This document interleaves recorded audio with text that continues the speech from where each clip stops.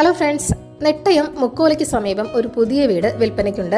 Main റോഡിൽ നിന്നും വെറും 400 മീറ്റർ മാത്രം മാറിയാണ് ഈ വീടുള്ളത്. 3.2 സെന്റിൽ 1560 സ്ക്വയർ ഫീറ്റിലാണ് ഈ വീട് നിർമ്മിച്ചിരിക്കുന്നത്. 3 അറ്റാച്ച്ഡ് ബെഡ്റൂമുകളാണ് വീടിന്. 2 കാർ പാർക്കിംഗ് സ്പേസുമുണ്ട്.